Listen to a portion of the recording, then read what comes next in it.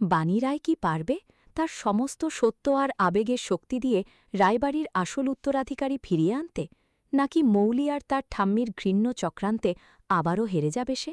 নকুলের মুখ থেকে বেরিয়ে আসা সেই ভয়ঙ্কর সত্য কি পারবে মৌলির নকুল প্রিন্সেসের মুখোশ একেবারে ছিঁড়ে ফেলতে, নাকি এই চক্রান্তে বাণীকে ফাঁসিয়ে তার মেয়ে মানিকে নিয়েও রায়বাড়ি থেকে বিতাড়িত করবে মৌলি?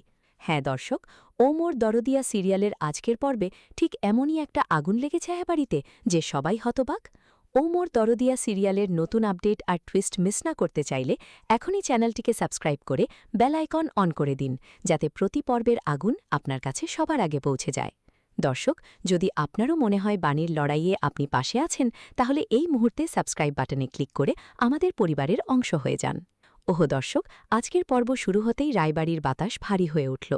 বাণী রায় সোজা রায়বাড়িতে ঢুকে পড়ে একেবারে ঝড় তুলে দিল। সে চিৎকার করে বলে উঠল, আমি বাণী রায়, এই বাড়ির আসল মেয়ে, আর তুমি মৌলি, নকল, জবরদখলকারী। মৌলির চোখে তখন আতঙ্ক আর রাগ মিশে একাকার। ঠাম্মি তো একেবারে ফেটে পড়লেন, বেরো বেরো আমার বাড়ি থেকে। কিন্তু বাণী এক চুলও নড়ল না। সে বলল, অনেক অপমান সহ্য করেছি, আর নয়, আজ থেকে সব সত্য সামনে আসবে। তারপর এলো সেই মুহূর্ত যা সবাইকে চমকে দিল। অসুস্থ নকুল কাকা হঠাৎ সব ফাঁস করে দিলেন। তিনি বললেন, সেই রাতে আমি সাক্ষী ছিলাম। বাণী ঈশান আর ঈশানীর মেয়ে, আর মৌলি রামি তার মেয়ে। বাচ্চাটাকে রাস্তায় ফেলে দেওয়া হয়েছিল। পুরো রায়বাড়ি স্তব্ধ। অনিরুদ্ধ, বিষান, ঈশানী সবাই হতবম্ব। মৌলি চিৎকার করে উঠল, মিথ্যে, সব মিথ্যে। কিন্তু বাণী শান্ত গলায় বলল, আমি সম্পত্তির লোভে আসিনি, আমি এই পরিবারকে রক্ষা করতে এসেছি। আমার মা ঈশানীর চোখের ভালোবাসা, হাতের রান্নার স্বাদ, সবকিছু বলছে আমি তাদের আসল মেয়ে। দর্শক, বাণীর চোখে যে কান্না আর আবেগ ছিল সেটা দেখে কার না বুক কেঁপে উঠবে। সে বলল, জন্ম থেকে মাতৃহারা আমি, মা থাকতেও মা পাইনি। আজ আমার মেয়ে মানিকে নিয়ে এসেছি যাতে সে তার দাদু দিদাকে চিনতে পারে। মানির ছোট্ট মুখটা দেখে ঈশানীর চোখে জল চলে এলো। কিন্তু মৌলির ঠাম্মি আর মৌলি একসাথে ঝাঁপিয়ে পড়ল। বেরিয়ে যাও, সিকিউরিটি ডাকো। নকুলকে টেনে নিয়ে যাওয়া হলো।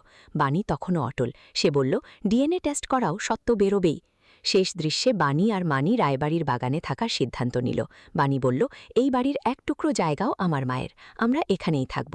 মৌলি আর তার ঠাম্মি ভয়ে কাঁপছে। ঠাম্মি বললেন, এত সহজে আমার গেম ওভার হতে দেব না। আর মৌলি অনিরুদ্ধকে বলল, এই এগ্রিমেন্টটাই আমার ট্রাম্প কার্ড, ওটা ক্যান্সেল হবে না। দর্শক, পুরো পর্ব জুড়ে আবেগ, চিৎকার, সত্য আর মিথ্যার লড়াই চলল। বাণীর সাহস দেখে গায়ে কাটা দেয়। মৌলির নকুলতা আর ঠাম্মির চক্রান্ত দেখে রাগ হয়। নকুলের সত্যপ্রকাশ দেখে চোখে জল আসে। এই পর্ব সত্যিই একটা বোমা। দর্শক, আগামী পর্বে আরও বড় ঝড় আসছে। ডিএনএ টেস্টের রিপোর্ট কি বাণীকে আসল প্রমাণ করবে, নাকি মৌলি নতুন চক্রান্ত করে বাণীকে রায়বাড়ি থেকে তাড়াবে? অনিরুদ্ধ কি বাণীর পাশে দাঁড়াবে? আর মানির ছোট্ট হাত ধরে বাণী কি শেষ পর্যন্ত তার অধিকার ফিরে পাবে? রায়বাড়ির সিংহাসন কার হবে, আসল না নকল? দেখতে না চাইলে মিস করবেন না। দর্শক, এখন আপনাদের পালা। কমেন্টে জানান, বাণী কি সত্যিই রায়বাড়ির আসল উত্তরাধিকারী? মৌলির মুখোশ কবে খুলবে? আপনি কার পক্ষে, বাণী না মৌলি? প্রথমত, বাণীর চরিত্রটা অসাধারণ লড়াকু। তার আবেগ আর সত্যের জন্য লড়াই দেখে মনে হয় এই মেয়েটা সত্যিই জিতবে।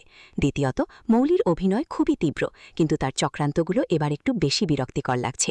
তৃতীয়ত, নকুলের সত্য প্রকাশের সিনটা এতটাই ইমোশনাল যে চোখের জল আটকানো যায় না। এই পর্বটা সিরিয়ালের সেরা পর্বগুলোর একটা হয়ে গেল।